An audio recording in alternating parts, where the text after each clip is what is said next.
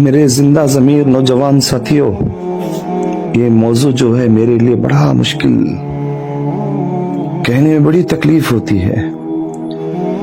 ماں ایک انمول وہ نعمت ہے جو کسی بازار میں کسی بھی قیمت میں نہیں بکتی۔ کچھ بھی کر لو، ایک مرتبہ ہاتھ سے نکل گئی، دوبارہ آپ دیواروں کو کھرودتے رہو گے، لیکن ماں باپ تمہیں کسی بازار میں نہیں ملیں گے۔ لوگوں کیا ہو گیا ہے تمہیں؟ اپنے والدین سے تم تنگ آ گئے ہو، اپنے ماں باپ سے دور ہو گئے ہو۔ یاد کرو ان کی قربانیوں کو، یاد کرو ان کی قربانیوں کو۔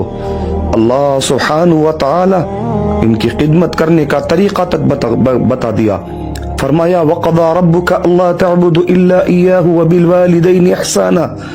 رب العالمین نے اپنی عبادت کے بعد جو فیصلے کا حکم دیا، اپنے والدین کے ساتھ احسان کرو، اچھا سلوک کرو۔ ان میں سے ایک یا دونوں بوڑھے ہو جائیں، اللہ تعالیٰ نے فرمایا وَلَا تَقُلْ لَهُمَا أُفٍّ وَلَا تَنْهَرْهُمَا، انہیں اف تک بھی نہ کہو، انہیں جھڑکیاں نہ دو۔ تم زمانے کے کسی بھی عہدے کے مالک کیوں نہ ہو، اپنے ہاتھوں کو پھیلا کر کے رکھو۔ کب آواز دے گی میری ماں، کب پکارے گی میری ماں، کب جاؤں گا میں اس کی خدمت کرنے کے لیے؟ کون سا راستہ ملے گا؟ کس بہانے سے مجھے میری ماں کی خدمت کا موقع ملے گا؟ رب العالمین فرماتا ہے ہمیشہ اپنے بازوؤں کو پھیلا کر کے رکھو۔ رب العالمین نے بتا دیا لوگو، جب تم ان کی خدمت کر رہے ہو، ان کے ساتھ احسان کا معاملہ کر رہے ہو، ان کے ساتھ اچھا سلوک کر رہے ہو، اپنی دعاؤں کو اپنے والدین سے خالی نہ رکھو۔ اللہ رب العالمین نے فرمایا اپنے والدین کے حق میں دعائیں کرتے رہو۔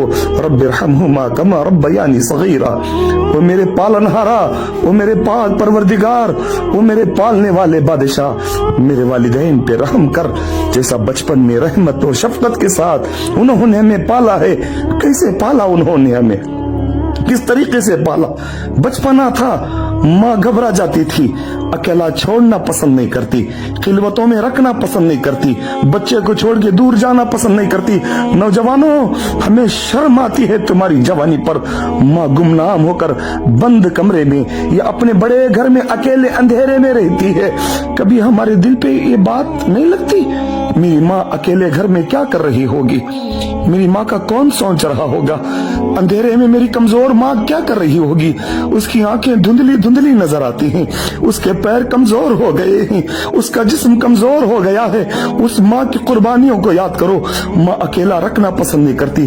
کسی بھی گاؤں چلے جائے تو سوچتے میرا بچہ اکیلا ہے وہاں پر، کون اس کو کھلائے گا، کون سنبھالے گا، رات میں جاگے گا، کون اس کا خیال رکھے گا؟ کبھی سوچا میری ماں کمزور ہو گئی ہے، شوگر لگ گئی ہے، فلاں بیماری لگی ہوئی ہے، میری ماں کو رات میں میری ضرورت پڑے گی تو کون اس کا خیال رکھے گا؟ اچانک اس کو ہچکی آ جائے، پانی کی ضرورت پڑے، کون میری ماں کو پانی پیش کرے گا؟ کون اس کا خیال رکھے گا؟ میرے دوستو، میں آپ کے لیے کوئی تکلیف کا ذریعہ تو نہیں بننا چاہتا، بس ایک پیغام پہنچانا چاہتا ہوں۔ یہ جو نعمت ہے اس کی قدر کرو، اس کی قدر کرو، اس کا خیال رکھو۔ صحابہ کرام جب جہاد کا سوال کیا، اللہ کے نبی ہمیں جہاد جانے کا موقع دیجئے، ہم اللہ کی راہ میں جا کے لڑنا چاہتے ہیں۔ اللہ کے نبی نے پوچھا کہ تیرے گھر میں تیری ماں ہے؟ کہا، فرمایا ہاں ماں ہے۔ اللہ کے نبی نے فرمایا جا تیری ماں کی خدمت کر، اللہ تجھے جہاد کا اجر دے گا۔ اللہ اکبر! یہ کیسے مسلمان ہیں یا رب، جو دین کی عظمت بھول گئے۔ ہمیں دین کا کوئی خیال ہی نہیں ہے۔